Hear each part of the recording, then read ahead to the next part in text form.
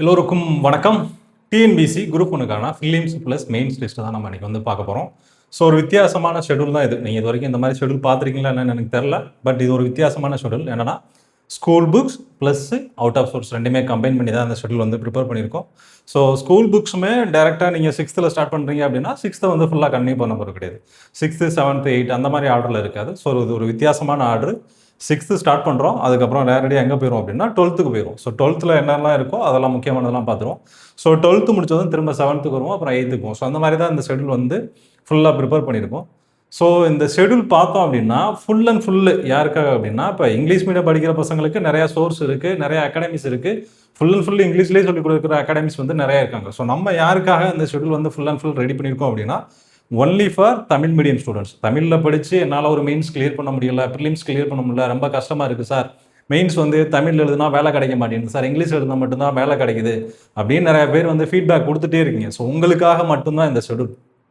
தமிழில் மெயின்ஸ் எழுதுனா பாஸ் ஆக முடியுமா முடியாதா அப்படின்றது எல்லாருக்குமே காமனாக இருக்கிற ஒரு டவுட்டு தான். ஈவன் நீங்கள் பார்க்குற ரிசல்ட்ஸ் எல்லாமே ஒரு 90%, 80 to 90% பார்த்தோம் அப்படின்னா இங்கிலீஷ் படிக்கிறவங்க தான் பாஸ் பண்ணுறாங்க. ஏதாவது இல்லைன்னு தான் சொல்லலை.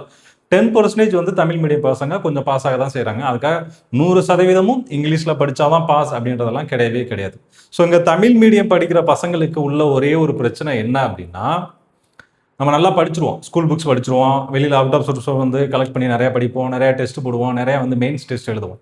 ஸோ இங்கே உள்ள ஒரே ஒரு பிரச்சனை அப்படின்னா, ஒரு சென்டென்ஸை ஃபார்ம் பண்ண தெரியாது. மெயின்ஸை பொறுத்த வரைக்கும் நம்ம பண்ணுற மிகப்பெரிய தப்பு என்ன அப்படின்னா, ஒரு சென்டென்ஸை தமிழில் எப்படி ஃபார்ம் பண்ணணும், அதை எப்படி ஷார்ட்டாக எழுதணும் அப்படின்றதான் மெயின்ஸை பொறுத்த வரைக்கும் தெரியாத விஷயம். நீங்கள் ஒரு வார்த்தையை இங்கிலீஷில் ஈஸியாக அப்ரோச் பண்ணி கொண்டு போயிடலாம். ஒரு இங்கிலீஷில் எழுதுறீங்க அப்படின்னா ஈஸியாக அந்த சென்டென்ஸை ஃபார்ம் பண்ணிடலாம். ஒரு லைன் இருக்குது அப்படின்னா அந்த லைனுக்கு 3 வேர்ட்ஸ் தான் எழுதணும் அப்படின்னா நீங்கள் ஈஸியாக அந்த 3 வேர்ட்ஸ் எழுதிடலாம்.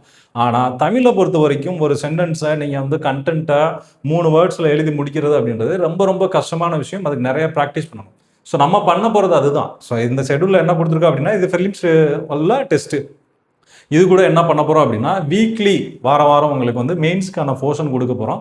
ஸோ இந்த மெயின்ஸ் கொஸ்டின்ஸ் எல்லாமே எங்கேருந்து எடுத்துருப்போம் அப்படின்னா, எல்லாமே ப்ரீவியஸ் இயர் கொஸ்டின்ஸ் தான். நம்ம நம்மளா ஓனாக கிரியேட் பண்ணி எடுக்க போகிறது கிடையாது. ஏன்னா நான் கொடுக்குற கொஸ்டின்ஸ் எப்படி இருக்கும் அப்படின்னா, நியூஸ் பேப்பர் ஓரியன்டான கொஸ்டின்ஸ் மட்டும்தான் நான் எடுத்து கொடுப்பேன். அது போக உங்களுக்கு என்ன பண்ண போகிறேன் அப்படின்னா, இது வரைக்கும் டிஎன்பிசி கண்டக்ட் பண்ண எல்லா மெயின்ஸ் எக்ஸாம், ஈவன் குரூப் 2 இருக்கட்டும், குரூப் 1 இருக்கட்டும், குரூப் 1C V அதில் உள்ள எல்லா பிரான்ச்சஸும் இருக்கட்டும், எந்த எக்ஸாமும் இருக்கும், ஈவன் எஜுகேஷன் டிபார்ட்மெண்ட் கொஸ்டின்ஸாக இருக்கட்டும். ஸோ எல்லா கொஸ்டின்ஸும் கம்பைன் பண்ணி உங்களுக்கான கொஸ்டின் தான் கொடுக்க போகிறேன். வாரம் கொடுத்துருவேன். ஸோ உங்களோட கொஸ்டின்ஸை நீங்கள் எழுதி எனக்கு அனுப்பலாம். வாட்ஸ்அப்பில் அனுப்பிடுங்க. நான் உங்களுக்கு வேல்யூ பண்ணி அதுக்கான ஃபீட்பேக்கும் கொடுத்துருவேன். ஸோ நம்ம புதுசாக ஒன்று பண்ண போகிறோம். என்ன பண்ண போகிறோம் அப்படின்னா, ஸோ இந்த மெயின்ஸை பொறுத்த வரைக்கும் இப்போ ஒரு ஆள் எழுதுறான், ஒருத்தர் ஆன்சர் எழுதுறான் அப்படின்னா அவன் என்ன தப்பு பண்ணுறான் அப்படின்றத நம்ம யூடியூப்லேயே ஃபீட்பேக்காகவும் கொடுத்துருவோம். ஸோ இந்த தப்பெல்லாம் எப்படி சரி பண்ணுறது அப்படின்னா, அதாவது 1-to-1 உங்களுக்கு ஃபீட்பேக்கும் கொடுத்துருவோம். அடிஷ்னலாக என்ன பண்ண போகிறோம் அப்படின்னா, நீங்கள் எழுதின பேப்பரை நாம் வேல்யூ பண்ண போகிறோம். எப்படி வேல்யூ பண்ண போகிறோம்னா, யூடியூப்பில் லைவ் போட்டு கூட வேல்யூ பண்ணுவோம். ஸோ நீங்கள் பண்ணுற தப்புகள் என்ன, ஒரு கொஸ்டின் கேட்குறேன்னா அந்த கொஸ்டினுக்கு எப்படி அப்ரோச் பண்ணணும், அதுக்கு எப்படி ஆன்சர் பண்ணணும், இது எல்லாமே தான் நம்ம ஃபுல் அண்ட் ஃபுல் பார்க்க போகிறோம். வெறுமனே கொஸ்டினை கொடுத்துட்டு உங்களுக்கு 5 மார்க் 10 மார்க் போடுறது அந்த மாதிரி ஸ்ட்ராட்டஜிலாம் கிடையாது. நீங்கள் 1-to-1 ஃபீட்பேக் தான். உங்களுக்கு என்ன டவுட்டு எப்போனாலும் கால் பண்ணலாம், தாராளமாக எப்போ வேணாலும் கால் பண்ணிக்கலாம். ஸோ ஃபுல்லாக எதுக்காக இவ்வளோ தூரம் பண்ணுறோம் அப்படின்னா, தமிழ் மீடியம் பசங்களும் ஒரு நல்ல நிலைமைக்கு போயே ஆகணும். அவங்களும் ஒரு குரூப் 1 சர்வீஸில், குரூப் 2 சர்வீஸில் அவங்களும் போய் உட்காரணும். ஸோ இந்த சொல்கிறாங்கல்ல, இங்கிலீஷில் படித்தா தான் வேலை கிடைக்கும் அப்படின்றத நம்ம உடைக்கணும். அதை உடைக்கிறதுக்கு தான் நம்ம ஃபஸ்ட் டைமாக ஒரு முயற்சி பண்ணியிருக்கோம். ஸோ அந்த முயற்சி எந்த அளவுக்கு சக்ஸஸ் அப்படின்றது ஆஃப்டர் அந்த ரிசல்ட்டுக்கு அப்புறம், இந்த வருஷம் குரூப் 2 குரூப் 1 ரிசல்ட்டுக்கு அப்புறம் நீங்கள் பார்ப்பீங்க இது எந்த அளவுக்கு வேல்யூபிளாக இருந்தது அப்படின்னு சொல்லி. நீங்கள் பண்ண வேண்டியது ஒன்றே தான். இந்த ஷெடியூல் ப்ரிலிம்ஸ் டெஸ்ட் கொடுத்துருக்கோம். ஸோ நம்ம மெயின்ஸ் எழுத போகிறது 2வது விஷயம் தான். ஆனால் நம்ம படிக்கிற விஷயத்தை இப்போ நம்ம 6th படிக்கிறோம் அப்படின்னா 6th மெயின்ஸ்க்கு வருமா அப்படின்னு ஒரு கேள்வி இருக்கும். கண்டிப்பாக வரும். நீங்கள் லாஸ்ட்டாக எடுத்த குரூப் 1 மெயின்ஸ் கூட எடுத்து பாருங்கள். கண்டிப்பாக 6th ஓரியன்டான கொஸ்டின் சயின்ஸ்லேருந்து ஹிஸ்ட்ரியிலேருந்து எல்லாமே இருக்கும். நீங்கள் படிக்கிற விஷயங்களை நீங்கள் என்னத்தை வேணாலும் எழுதிக்கலாம் மெயின்ஸில். அது கண்டென்ட்டாக இருக்கணும். மெயின் என்னென்னா கண்டென்ட்டாக இருக்கணும். நீங்கள் படித்த எல்லா விஷயத்தையும் கலெக்டிவாக கொண்டு ஒரு பாயிண்டில் நிப்பாட்டணும். அதுதான் மெயின்ஸ். ஸோ அந்த வித்தையை மட்டும் கற்றுக்கிட்டிங்கன்னா போதும், ஈஸியாக மெயின்ஸ் கிளியர் பண்ணிடலாம். ஸோ அதை பேஸ் பண்ணி தான் நம்மளும் என்ன பண்ணியிருக்கோம் அப்படின்னா, இந்த ஷெடியூலும் ரெடி பண்ணியிருக்கோம். ஃபஸ்ட்டு என்ன பண்ணிருக்கோம், டெஸ்ட் எனக்கு ஸ்டார்ட் ஆகுது அப்படின்னா, நம்மளை பொறுத்த வரைக்கும் மே 10ஆம் தேதி நம்ம வந்து ஸ்டார்ட் பண்ணுறோம். ஸோ இதுக்கான ஃபீஸ்லாம் ரொம்ப கம்மி தான், 3500 தான். நீங்கள் வந்து ப்ரிலிம்ஸ் முடிகிற வரைக்கும் உங்களுக்கு மெயின்ஸ் ப்ராக்டிஸும் அதுக்குள்ள வேல்யூஸும் கொடுத்துருவோம். ஆஃப்டர் நீங்கள் ப்ரிலிம்ஸ் சப்போஸ் கிளியர் பண்ணிட்டீங்க, மெயின்ஸ்க்காக பண்ணணும், அப்போ மட்டும் ஃபீஸ் வந்து சேஞ்ச் ஆகும். ஸோ ப்ரிலிம்ஸில் உங்களுக்கு ப்ரிலிம்ஸ் கம் மெயின்ஸ் அதுக்குள்ள ஃபீஸ் தான் 3500. ஸோ இந்த ஷெட்யூல் பார்த்தீங்க அப்படின்னா 6th இப்போ சோசியல் சயின்ஸ் ஃபுல்லாக கொடுத்துருப்போம். ரெண்டாவது நம்ம எல்லாருமே பண்ணுற ஒரு தப்பு என்ன அப்படின்னா மேக்ஸை பொறுத்த வரைக்கும் ஸ்கூல் புக்கை நம்ம வந்து கவர் பண்ணுறதில்ல. ஸோ ஏதோ ஒரு அகாடமி போட்டிருப்பாங்க, இல்லை சைக்காலஜி புக்கு பார்த்துருப்போம், ஏதோ ஒன்று நம்ம பார்த்துட்டு போயிடுவோமே அப்படின்ற ஒரு மென்டாலிட்டியில் தான் நம்மளும் இந்த ப்ரிலிம்ஸ்க்கு வந்து ப்ரிப்பேர் பண்ணுவோம். நீங்கள் லாஸ்ட் டைம் பார்த்தீங்க அப்படின்னா உங்களுக்கு என்ன ஆகிப்போச்சு, ஸ்கூல் புக்கில் வந்து வித்தியாசமான ஒரு சம்ஸ் எல்லாமே கேட்டிருந்தாங்க. ஸோ அது எங்கன்னா இந்த ஸ்கூல் புக்கில் உள்ள சம்ஸ் தான். இதெல்லாம் மேக்ஸ் வந்து school book full and full school books தான். ஈவன் நீங்கள் சைக்காலஜியே 6th இருக்கிற சைக்காலஜி யாருமே பார்த்துருக்க மாட்டீங்க. 6th அவ்வளோ சைக்காலஜி இருக்குது. ஸோ அந்த பேசிக்ஸ் எதுவுமே பார்க்காம நம்ம அடுத்த கட்டத்துக்கு போயிடுவோம். ஸோ அதனால் என்ன பண்ணியிருக்கோம் அப்படின்னா எல்லாத்துலேயுமே உள்ள மேக்ஸ் எது எது முக்கியமோ அதுவும் இன்க்ளூட் பண்ணியிருப்போம். ஸோ ஃபஸ்ட்டு வந்து எதுக்கு வெயிட்டேஜ் கொடுக்க போகிறோம் அப்படின்னா ஹிஸ்ட்ரி, அதாவது சோசியல் சயின்ஸுக்கு மட்டும்தான் ஃபுல் அண்ட் ஃபுல் வந்து வெயிட்டேஜ் கொடுக்க போகிறோம். ஸோ ஃபஸ்ட்டு 6th ஸ்டார்ட் ஆகும். நெக்ஸ்ட் பார்த்தீங்க அப்படின்னா 12th. ஸோ 12th என்னெல்லாம் இருக்கும் அப்படி 12th என்ன இருக்குது, அரசியல் அறிவியல். அதில் வந்து ரொம்ப முக்கியமானது 12th பொறுத்த வரைக்கும் எல்லாமே ரொம்ப ரொம்ப முக்கியமான பாடங்கள் தான். எக்கனாமிக்ஸை பொறுத்த வரைக்கும் 12th வந்து உங்களுக்கு மெயின்ஸ்க்கு வந்து ரொம்ப ரொம்ப கை கொடுக்கக்கூடிய ஒரு முக்கியமான ஒரு புக் அப்படின்னா இந்த 12th எக்கனாமிக்ஸ் தான். ஸோ இந்த ஒரு புக்கு படிச்சிங்க அப்படின்னா நீங்கள் 11th எக்கனாமிக்ஸ் படிச்சிங்கன்னா ப்ரிலிம்ஸ்க்கு நிறைய யூஸ் ஆகும். 12th எக்கனாமிக்ஸ் படிச்சிங்க அப்படின்னா உங்களுக்கு மெயின்ஸ்க்கு ரொம்ப ரொம்ப யூஸ்ஃபுல்லாக இருக்கும். ஸோ அதனால் இதை வந்து ஸ்கிப் பண்ணிடக்கூடாது. நீங்கள் 12th எக்கனாமிக்ஸ் மாதிரி ஒரு முக்கியமான பாடம் நீங்கள் எங்கேயுமே பார்த்துருக்க முடியாது. நீங்கள் என்ன சோர்ஸ் வேணாலும் கலெக்ட் பண்ணி பாருங்கள், நீங்கள் எந்த புக்கு வேணாலும் எந்த அகாடமிக் புக் வேணாலும் கலெக்ட் பண்ணி பாருங்கள், 12th கவர் பண்ணாமல் எந்த ஒரு அகாடமிக் புக்கும் இருக்காது. அதை ரெஃபரன்ஸே நிறையா இந்த ஸ்கூல் புக்கு ரெஃபரன்ஸ் எடுத்து பார்த்தீங்கன்னா எல்லாமே பெரிய பெரிய, அதாவது ஆர்பிஐ லெவலில் உள்ள ரெஃபரன்ஸ் தான் இதில் எடுத்து கொடுத்துருப்பாங்க. உங்களுக்கு டேட்டாஸ் எல்லாமே எங்கே இருக்கும் அப்படின்னா ஆர்பிஐ லெவல் டேட்டாஸ் எல்லாமே தான் இதில் கலெக்ட் பண்ணி கொடுத்துருப்பாங்க. நீங்கள் வேணால் வெரிஃபை பண்ணுறதுக்கு புக்குக்கு பின்னாடி உள்ள சோர்ஸ் கொடுத்துருப்பாங்க, எங்கெங்கே நாங்கள் அந்த புக்கெல்லாம் கலெக்ட் பண்ணியிருக்கோம், யார் யார் எழுதின புக்கு அப்படின்ற மாதிரி கொடுத்துருப்பாங்க. ஸோ அதை நீங்கள் வேணால் செக் பண்ணி பார்த்துக்கலாம். ஸோ ரொம்ப முக்கியமானது 12th எக்கனாமிக்ஸ். ஈவன் நீங்கள் வந்து ப்ரிலிம்ஸ்க்கு எழுதிக்கலாம், மெயின்ஸ்க்கு எழுதிக்கலாம். ஓகேவா? நெக்ஸ்ட்டு 8th அதே மாதிரி 7th எடுத்துக்கோம். 7th அதே மாதிரி தான். 7th மேக்ஸ் வந்து இன்க்ளூட் பண்ணுவோம். எல்லா டெஸ்ட்டுமே வந்து உங்களுக்கு 200 கொஸ்டின்ஸ் இருக்கும். ஸோ ஏன் நம்ம கொஸ்டின்ஸ் வந்து உங்களுக்கு வந்து ஃபைலிங்கில் தான் கொடுத்துருப்போம், தமிழ் இங்கிலீஷில் தான் இருக்கும். கொஸ்டின் ஃபைலிங்கில் தான் இருக்கும், எக்ஸ்பிளனேஷன் மட்டும் தமிழில் கொடுப்போம். ஸோ அதனால தான் வந்து இங்கிலீஷ் மீடியம் வந்து வேணான்னு சொன்னேன். ஸோ ஏன்னா நமக்கு இங்கிலீஷ் மீடியம் வந்து அவங்களுக்கு நிறையா சோர்ஸ் இருக்குது. தமிழ் மீடியம் பசங்களுக்காக ஃபோக்கஸ் பண்ணுறதுனால அவங்களுக்கு சோர்ஸ் கம்மி. தமிழில் வந்து மெயின்ஸ் டெஸ்ட் வைக்கிற அகாடமிக்ஸ் ரொம்ப ரொம்ப கம்மியாக இருக்காங்க. இங்கிலீஷ்லேனா நீங்கள் எங்கே வேணாலும் போய் எழுதுகிற மாதிரி தான் இருக்குது. ஸோ அதனால தான் நம்ம வந்து ஃபுல் அண்ட் ஃபுல் தமிழ் ஸ்டூடெண்ட்ஸை மட்டும் ஃபோக்கஸ் பண்ணியிருக்கோம். ஸோ அதனால் எக்ஸ்ப்ளனேஷன் உங்களுக்கு தமிழ்லேயே கொடுத்துருவோம். நெக்ஸ்ட் வந்து 12th ஹிஸ்ட்ரி, புவியியல் மற்றும் வரலாறு. ஸோ இதில் வந்து யூனிட் வந்து 1 to 9. ஸோ இந்த 12th ஹிஸ்ட்ரி படிக்கிறீங்க அப்படின்னா முக்கியமானது ஐஎன்எம் வந்து முக்கியமாக நீங்கள் கவர் பண்ண வேண்டியது 12th ஹிஸ்ட்ரி புக்கும் அதே மாதிரி 10th ஹிஸ்ட்ரி புக்கும் ரெண்டு வந்து நல்லா கவர் பண்ணிட்டீங்கன்னா ஐஎன்எம் ஒன்றுமே கிடையாது. ஐஎன்எம் வந்து ஈஸியாக முடிஞ்சு போயிடும், 2 புக்கில் முடிஞ்சிடும். ஸோ ப்ளஸ் இதில் வந்து 9வது படம் நம்ம வந்து அடிஷ்னலாக ஆட் பண்ணியிருப்போம். நீங்கள் இது வரைக்கும் பார்த்துருக்க மாட்டீங்க, 9வது படம் யாருமே ஆட் பண்ணியிருக்க மாட்டாங்க. ஏன் 9வது படம் ஆட் பண்ணியிருக்கோம் அப்படின்னா 9வது படத்தில் தான் ஓவரால் நீங்கள் வந்து அந்த செஞ்சுரிஸில் உள்ள 19th செஞ்சுரியில் உள்ள எக்கனாமிக்ஸ் உள்ள நிறையா விஷயங்கள் அதில் தான் இருக்கும். எல்லாமே கவர் பண்ணியிருக்கும். பாலிட்டி கவர் ஆகும், ஹிஸ்ட்ரி கவர் ஆகும், அந்த பாடத்தில் ஐஎன்எம் கவர் ஆகும், எக்கனாமிக்ஸ் கவர் ஆகும். ஒரு முக்கியமான பாடம் இந்த 9வது படம் அப்படின்றது. ஸோ அதனால் நிறைய பேர் 9வது படம் படிச்சிருக்க மாட்டீங்க, 8வது படம் வரைக்கும் படிச்சிருப்பீங்க, ஐஎன்எம் தானே அப்படின்னு விட்டுருப்பீங்க. ஸோ அதுக்கப்புறம் உள்ள படம் உங்களுக்கு எக்கனாமிக்ஸில் கவர் ஆகும் அப்படின்றது தெரியாமல் இருந்திருக்கும். மேபி நீங்கள் படிச்சிருந்தீங்கன்னா வெரி குட் தான். அதேமாதிரி ஜியாகிரஃபி இன்க்ளூட் பண்ணியிருப்போம். ஜியாகிரஃபியை நிறைய பேர் ஒமிட் பண்ணுறீங்க, அதனால் என்ன பண்ணுறோம் அப்படின்னா ஆல்டர்னேட்டாக அதுவும் இன்க்ளூட் பண்ணிடுவோம். ஸோ 12th ஜியாகிரஃபியை பொறுத்த வரைக்கும் ரொம்ப ரொம்ப முக்கியமானது. அதே மாதிரி 11th ஜியாகிரஃபியில் முக்கியமானது தான். முக்கியமான லெசன்ஸ் மட்டும்தான் ஃபோக்கஸ் பண்ண போகிறோம். என்ன பண்ணுவோம்னா அதில் உள்ள சென்சஸ் எல்லாமே ரொம்ப ரொம்ப முக்கியம். இந்த சென்சஸ் எல்லாமே நீங்கள் படிச்சிட்டிங்கனாலே போதும். அது போக அடிஷ்னலாக டீட்டெயில்ஸ், கிளைமேட்டு அந்த மாதிரி அதெல்லாம் நிறையா இருக்கும். ஸோ அதெல்லாம் பார்த்துக்கிட்டாலே போதும். நெக்ஸ்ட் வந்து 8th வந்து ரொம்ப ரொம்ப முக்கியமானது தான். ஸோ 8th அதே மாதிரி தான் வரலாறு, புவியியல், குடிமியல், பொருளாதாரம். ஸோ எல்லாமே தான் அதே ஃபார்மேட்டில் தான் இருக்கும். ஸோ நம்ம ஸ்கூல் புக்ஸ் எல்லாமே முடிச்சதுக்கப்புறம் என்ன பண்ண போகிறோம் அப்படின்னா 9th பொறுத்த வரைக்கும் உங்களுக்கு செலக்டடாக தான் எந்தெந்த சாப்டர் பிடிக்கணும் அப்படின்னு சொல்லிட்டு ஷெட்யூல் கொடுத்துருவோம். எந்தெந்த சாப்டர் படிக்கணும் அப்படின்றது எக்ஸாக்டாக அதை மட்டும் படித்தா போதும். 9th வந்து நான் கொஞ்சம் நிறையாவே இருக்கும். ஸோ அது உங்களுக்கு தேவையில்லாது. ஸோ தேவையில்லாத விஷயங்கள் வந்து நம்ம படித்து குழப்ப வேணாம். நிறையா சோர்ஸ் கிடைக்குது, நிறையா மெட்டீரியல் கிடைக்குது அப்படின்னு சொல்லிட்டு எல்லாத்தையும் அகலமாக உட்காந்து படிச்சுட்டு இருக்கக்கூடாது. கடைசியில் ரிவிஷன் பண்ண முடியாது. ஒரு பழமொழி ஒன்று சொல்லுவாங்க, அகலமாக உழுக ஆசைப்படாத, ஆழமாக உழுக ஆசைப்படு அப்படின்னு சொல்லுவாங்க. ஸோ அது ஏன் சொல்கிறேன் அப்படின்னா ஸ்கூல் புக்ஸில் உள்ள டேட்டாஸை படிக்காமல் நீ வேறு புக்ஸ் வந்து வாங்கி படித்தா அப்படின்னா உனக்கு என்ன படித்தாலும் மெமரியில் இருக்காது. ஏன் சொல்கிறேன் அப்படின்னா நீ ஸ்கூல் புக்கு படித்தா அப்படின்னா உனக்கு என்ன தெரியும், இதில் உள்ள அடிப்படை தெரியும். ப்ளஸ் இதில் என்ன இருக்கும் அப்படின்னா ஒரு ஸ்டோரி இருக்கும். ஒரு இது சொல்கிறாங்க அப்படின்னா வெறுமனே என்ன இருக்குது, வெறும் டேட்டா மட்டுமே புக்கில் கொடுத்துருக்க மாட்டாங்க. அது ஒரு சின்ன பையன் எப்படி படிப்பானோ அவனுக்கு ஏற்ற மாதிரி தான் ப்ரிப்பேர் பண்ணியிருப்பாங்க. ஸோ அவனுக்கு எப்படி சொன்னால் புரியும் அப்படின்ற டேட்டாஸ் மட்டும்தான் இந்த ஸ்கூல் புக்ஸில் இருக்கும். நீங்கள் இதே ஒரு அகாடமி புக்கோ இல்லை வெளியில் புக்ஸோ யாரோ ஆத்தர் புக்ஸோ ஏதோ கலெக்ட் பண்ணி எழுதுறீங்கன்னா அவர் என்னன்னா இப்போ எக்ஸாமுக்கு என்ன தேவையோ அதை மட்டும் தான் கொடுப்பார். அவர் தேவையில்லாத ஸ்டோரிஸ் எல்லாமே உங்களுக்கு எலிமினேட் பண்ணிடுவார். அப்போ நீங்கள் ஃபுல் அண்ட் ஃபுல் ஒரு 10 டேட்டா படிக்கிறீங்க அப்படின்னா 10 டேட்டாவுமே உங்களுக்கு மெமரியில் இருக்குமானா கண்டிப்பாக இருக்காது. ஏன் அப்படின்னா அது எல்லாமே டேட்டா வந்து ஃபுல்லாக வந்து மெமரிஸ் பண்ண முடியாது. அதாவது புரிஞ்சுக்கும் கொஞ்சம் டைம் எடுக்கும். ஆனால் இது ஒரு ஸ்டோரியாக படித்தா ஒரு கதையாக சொன்னோம் அப்படின்னா ஈவன் நீங்கள் ஹிஸ்ட்ரியை படிக்கிறீங்க அப்படின்னா ஒரு ஸ்டோரியாக சொன்னால் ஈஸியாக எல்லாருக்குமே புரியும். ஸோ அதுக்காக என்ன சொல்கிறது அப்படின்னா ஸ்கூல் புக்ஸை வந்து மிஸ் பண்ணிடாதீங்க. அது ரொம்ப பேஸு, அது ரொம்ப முக்கியமானது. அதை வந்து கண்டிப்பாக படித்தே ஆகும். ஸோ அதுக்கப்புறம் 11th ஹிஸ்ட்ரி பற்றி உங்களுக்கு தெரியும் ஆல்ரெடி. நான் சொல்கிறதுக்கு ஒன்றுமே இல்லை. வித்தவுட் 11th ஹிஸ்ட்ரி நீங்கள் வந்து அந்த ஹிஸ்ட்ரியை தொடாமல் நீங்கள் வந்து ஹிஸ்ட்ரியில் ஒரு மார்க் ஸ்கோர் பண்ணுறது அப்படின்றது ரொம்ப ஒரு கஷ்டமான விஷயம். ஏன் அப்படின்னா A to Z, அதாவது உங்களுக்கு கொடுத்துருக்க சிலபஸ், ஹிஸ்ட்ரியில் கொடுத்துருக்க சிலபஸ் மொத்தமாக எங்கே இருக்கும் அப்படின்னா இந்த 11th புக்கில் தான் இருக்கும். நீங்கள் அதுக்கு கேட்கலாம் 6th இருக்குது, 7th இருக்குது, 8th இருக்குது, எல்லாத்துலேயுமே இருக்குது. நான் இல்லைன்னு சொல்லலை. நீங்கள் 11th 12th எத்திக்ஸில் கூட உங்களுக்கு ஹிஸ்ட்ரி வந்து கவர் ஆகும். ஈவன் ஏன் சொல்கிறேன்னா சிந்து சமவெளியில் உங்களுக்கு 11th 12th எத்திக்ஸில் கவர் ஆகும்.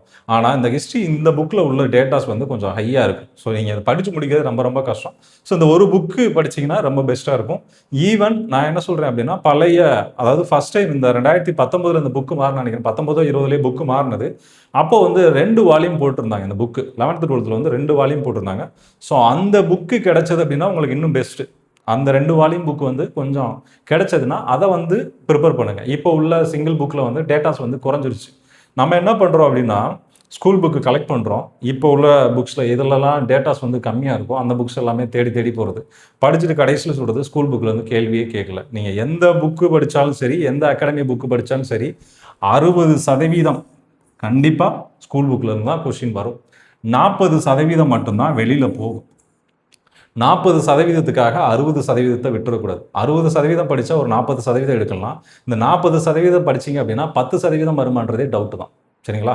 ஸோ அதனால் இந்த 60% படித்து 40% வாங்கியிருக்காங்க. நீங்கள் 40 படித்து 10 எடுக்கிறதுக்கு 60 படித்து 40 ஈஸியாக எடுத்துகிட்டு போயிடலாம். ஸோ இதை வந்து ஃபோக்கஸ் பண்ணுங்கள். ஸ்கூல் புக்கு வந்து ஃபுல் அண்ட் ஃபுல் ஃபோக்கஸ் பண்ணுங்கள். ஸ்கூல் புக்கு நீங்கள் தரவாக இருந்தாலே போதும்.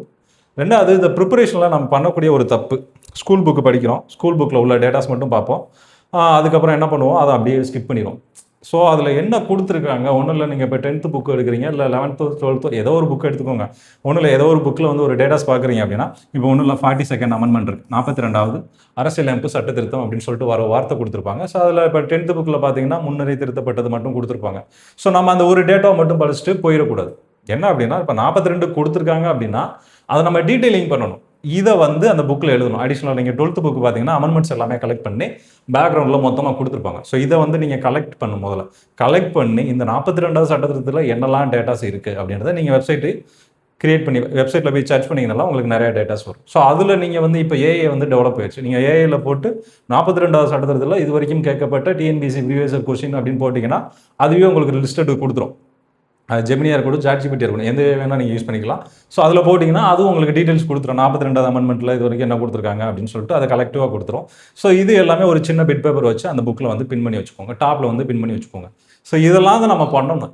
இப்படி தான் வந்து நம்ம அப்டேட் பண்ணணும். ஸோ நம்ம இந்த டேட்டாஸ் 42க்கு வந்து புக்கில் ஒரே ஒரு வார்த்தை தான் கொடுத்துருக்காங்க, வேறு எதுவுமே கொடுக்கலன்றதுக்காக நம்ம என்ன பண்ணிடக்கூடாது, அடுத்த லெவலுக்கு ஓடிடக்கூடாது. அதாவது வேறு சோர்ஸை தேடி போயிடக்கூடாது.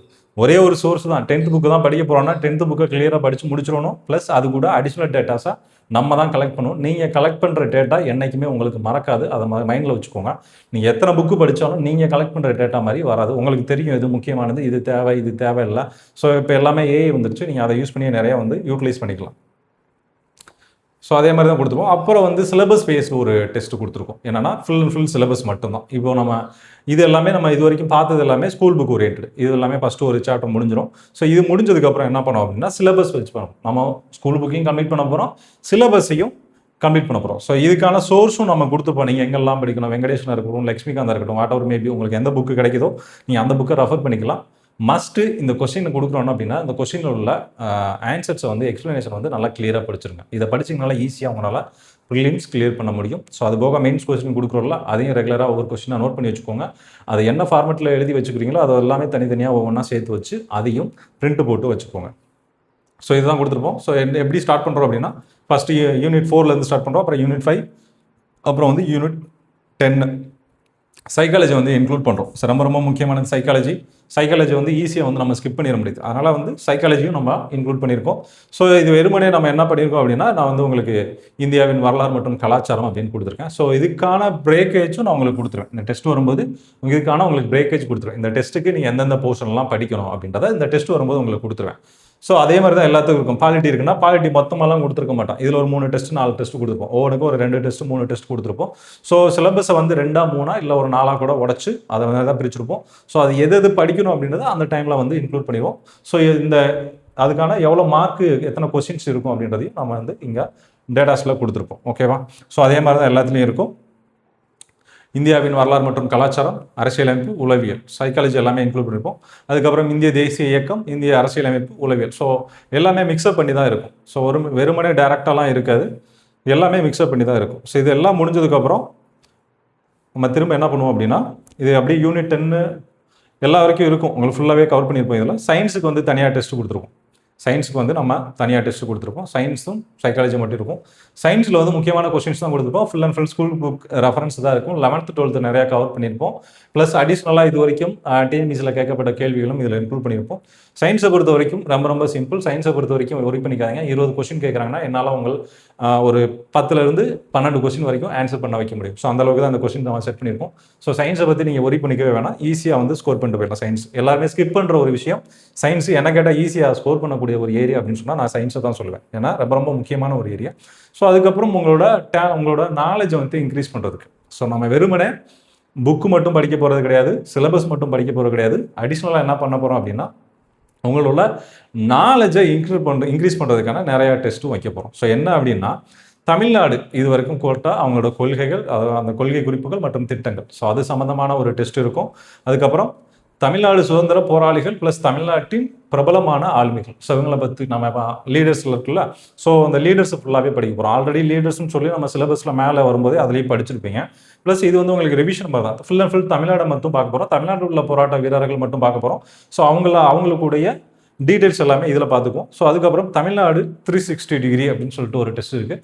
ஸோ இது ஃபுல் அண்ட் ஃபுல் என்னன்னா தமிழ்நாடை பற்றி மட்டும்தான் இருக்கும். தமிழ்நாடு ஜியாகிரஃபியாக இருக்கும், எக்கனாமிக்ஸாக இருக்கும், பாலிட்டியாக இருக்கும். ஸோ எல்லாமே இதில் கவர் ஆயிரும். ஸோ ஸ்கீம் எல்லாமே இதில் உங்களுக்கு தமிழ்நாடு 360 ஓவரால் தமிழ்நாடை பற்றி மொத்த கொஸ்டின்ஸ் இருக்கும். இதுக்கு வந்து நீங்கள் ரெகுலராக நியூஸ் பேப்பர்ஸ் வந்து படிக்கிற மாதிரி இருக்கும்.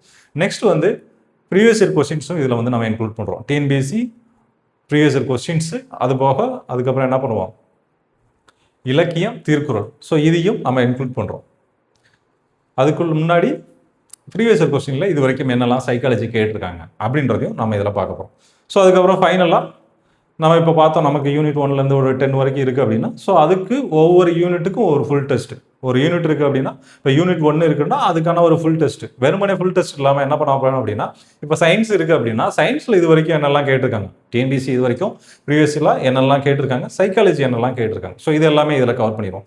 ஸோ அந்த யூனிட் 1ல் உள்ள கொஸ்டின்ஸ் வந்துடும், ப்ளஸ்ஸு ப்ரீவியஸ் இயர் கொஸ்டின் அந்த ஜெனரல் சயின்ஸில் உள்ளது வந்துடும். அதுக்கு அடிஷ்னலாக என்ன பண்ண போகிறோம், சைக்காலஜி இன்க்ளூட் பண்ண போகிறோம். ஸோ எல்லாருமே 200 கொஸ்டின் தான் இருக்கும். ஓகேவா? நெக்ஸ்ட் வந்து ஜியாகிரஃபி யூனிட் 2 வந்து யூனிட் 2 வந்து உங்களுக்கு வந்து கரண்ட் அஃபேர்ஸ் இருக்கும். கரண்ட் அஃபேர்ஸ் வந்து நான் வந்து உங்களுக்கு வீக்லி இல்லை மந்த்லி இல்லை அது அந்த டைமில் வந்து என்னென்னா ஓரல் டெஸ்ட் மாதிரி வைக்க போகிறோம். கரண்ட் அஃபேர்ஸை பொறுத்த வரைக்கும் உங்களுக்கு ஓரல் டெஸ்ட் தான் மேக்ஸிமம் இருக்குது. நான் பிடிஎஃப் வந்து நாளை இல்லாட்டி மேபி 1ஆம் தேதியிலேருந்து ரெகுலராகவே நம்ம வந்து நியூஸ் பேப்பர் வந்து லைவ் போடுவோம். மேபி மார்னிங் வந்து 9:15 to 9:30 அந்த டைமிங் ஏதோ ஒரு டைமிங்கில் ரெகுலராகவே வந்து லைவ் போடுவோம். ஸோ அது எது முக்கியமோ அதை வந்து நீங்கள் பார்த்துக்கலாம். முக்கியமானது மட்டும் நோட்ஸ் எடுத்து வச்சுக்கோங்க. ஓகேவா? ஸோ அது மாதிரி ஜியாகிரஃபியில் வந்து ப்ரீவியஸ் இயர் கொஸ்டின் இருக்கும். அதே மாதிரி ஹிஸ்ட்ரியில் இருக்கும். ஹிஸ்ட்ரிக்கும் ப்ரீவியஸ் இயர் கொஸ்டின்ஸ் எல்லாமே கொடுத்துருப்போம். பாலிட்டி, நெக்ஸ்ட் வந்து பாலிட்டி, அதுக்கப்புறம் எக்கனாமிக்ஸு, அதுக்கப்புறம் இந்திய தேசிய இயக்கம், அப்புறம் தமிழ்நாடு வரலாறு, கலாச்சாரம், பாரம்பரியம் மற்றும் சமூக அரசியல் இயக்கங்கள். ஸோ இது எல்லாமே வந்துடும். ஸோ கடைசியில் 2 ஃபுல் டெஸ்ட்டோட இந்த டெஸ்ட் வந்து முடிஞ்சிடும். ஸோ எப்போ வரைக்கும் அப்படின்னா செப்டம்பர் 4 வரைக்கும் இருக்கும். நமக்கு செப்டம்பர் 6ஆம் தேதி பரீட்சைன்னு நினைக்கிறேன். ஸோ அதனால் கரெக்டாக ப்ரிப்பேர் பண்ணிக்கோங்க. ஸோ ஷெட்யூல் வந்து கொஞ்சம் டைட்டான ஷெட்யூல் தான், ஈஸியான ஷெட்யூல்லாம் கிடையாது. இதை ஃபாலோ பண்ணிட்டீங்க அப்படின்னா நீங்கள் ப்ரிலிம்ஸ் வந்து கிளியர். சப்போஸ் நான் அந்த ஷெட்யூல் வந்து ஃபுல்லாக ஃபாலோ பண்ணேன் சார், நீங்கள் கொடுத்த கொஸ்டின்ஸ் எல்லாமே நான் ஃபுல்லாக படித்தேன் சார், ஆனால் நான் ப்ரிலிம்ஸ் ஃபெயில் ஆகிட்டேன் அப்படின்னா நீங்கள் கடைசியில் என்கிட்ட வந்து கம்ப்ளைண்ட் பண்ணுங்கள், நீங்கள் திட்டுனா நான் வாங்கிக்கிறேன். ஸோ அந்த மாதிரி தான் அந்த ஷெட்யூல் ரெடி பண்ணியிருக்கோம். இந்த கொஸ்டின் நீங்கள் ஃபுல் அண்ட் ஃபுல் படிச்சிட்டிங்க அப்படின்னா நீங்கள் வந்து ப்ரிலிம்ஸ் கிளியர் கன்ஃபார்மாக சொல்ல முடியும் நல்லா. ஸோ அந்தளவுக்கு தான் அந்த கொஸ்டின்ஸ் எல்லாமே எடுத்திருப்போம். ஒவ்வொரு கொஸ்டின் பார்த்து தான் எடுத்திருக்கோம். ஸோ அதனால் கொஞ்சம் ஹார்ட் ஒர்க் பண்ணுங்கள். இருக்கிற நாளில் கொஞ்ச நாள் தான். ஸோ அந்த கொஞ்ச நாளில் கொஞ்சம் ஹார்ட் ஒர்க் பண்ணுங்கள். நாம ப்ரிலிம்ஸ் முடிச்சதுக்கப்புறம் மெயின்ஸ் வந்து இன்னும் எஃபெக்டிவாக ஸ்டார்ட் பண்ணலாம். ஸோ அந்த பீரியடில் உங்களுக்கு ஏன் மெயின்ஸ் வந்து நான் கொடுக்குறேன்னு சொல்லிடுறேன். எதுக்காக மெயின்ஸ் கொடுக்குறேன் அப்படின்னா, ப்ரிலிம்ஸ் படிக்கும்போது மெயின்ஸும் சேர்த்து படிச்சிருங்க. நம்ம ப்ரிலிம்ஸ் முடிச்சதுக்கப்புறம் ரைட்டிங் ப்ராக்டிஸ் வேணும், கண்டென்ட் வந்து எழுத கற்றுக்கணும், எந்த கொஸ்டினுக்கு எப்படி ஆன்சர் எழுதணும் அப்படின்றத கற்றுக்கணும்.